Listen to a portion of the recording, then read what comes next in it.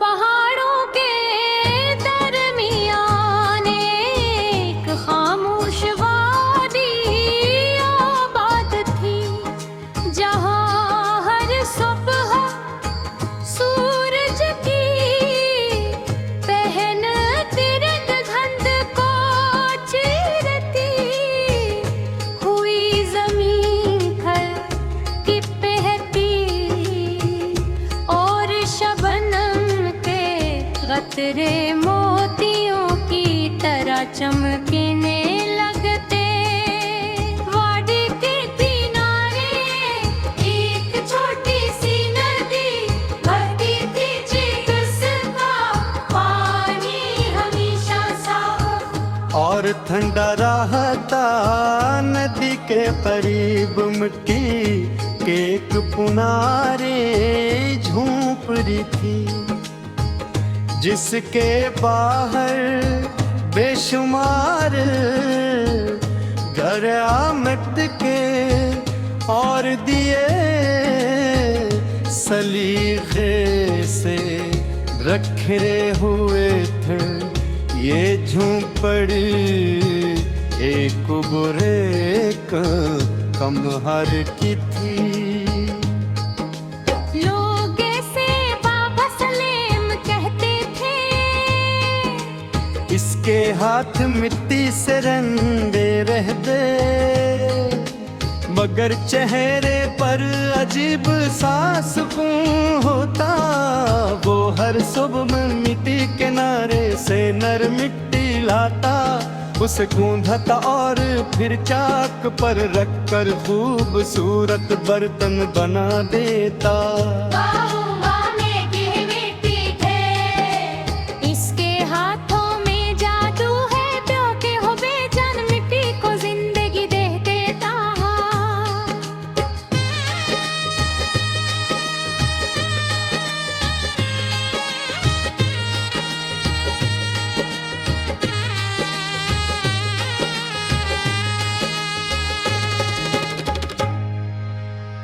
एक दिन में भी उस वादी में जा पहुंचा।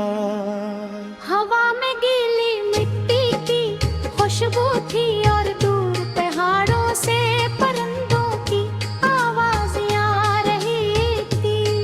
बाबा सलीम अपने चाक के सामने बैठे थे, एक मुटका बना रहे थे। ये सलाम कर। उन्होंने मुस्कुरा कर जवाब दिया और अपने पास बैठने का इशारा किया। मैं खामोशी से बैठ गया, चाका हंसता हंसता घूम रहा था और उनके हाथ मिट्टी को नई शक्ल दे रहे थे। मैंने पूछा, आप बग ही काम करते करते कभी नहीं थकते। उन्होंने मुस्कुरा कर कहा, जो काम दिल को सुकून दे वो कभी बुझ नहीं बनता। ये बात मेरे दिल में आकर कर। उसी दौरान एक नौजवान आया, उसके हाथ से गलती से एक खूबसूरत घड़ा घर टूट गया। वो घबरा गया और माफी मांगने लगा।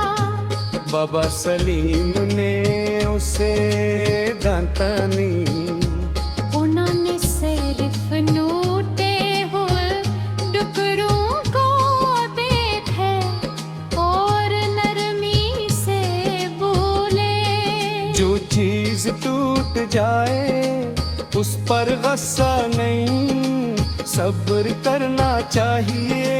उन्होंने नई मिट्टी ढाई और चंद लम्हे मने लगे।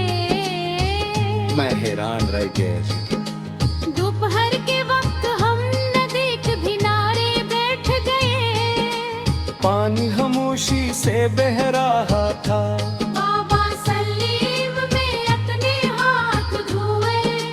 पानी की कारण समेटते हुए कहा, ये नदी कभी नहीं रखी, इसीलिए हमेशा साफ रख रहे।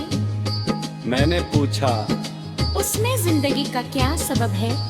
वो बोले, जो इंसान अपनी गलतियों में रुका रहे वो गंदा पानी बन जाता है, और जो आगे बढ़ जाए वो नदी की तरह साफ रहता है। ये सुनकर मैं ठहर कर सोचता रहा।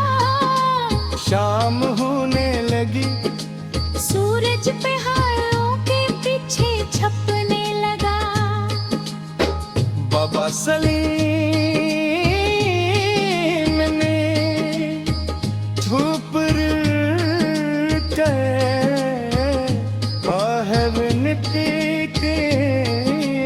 जलाए।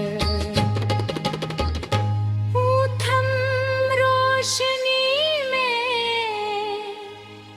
पूरा सहन जदरगा उठा। मैंने पूछा, आप बिगड़ते होते हुए बेटे क्यों जलाते हैं? वो मुस्कुरा कर बोले, कुछ रोशनियाँ सिर्फ रोशनी नहीं देते, अपना ईद भी देती है। रात आस्ता आस्ता हितर आए, सितारे आसमान पे जो हक रहे थे। मैंने आखिरी सवाल किया, आप में जिंदगी से सक्सर हो रासगतिया सीखा।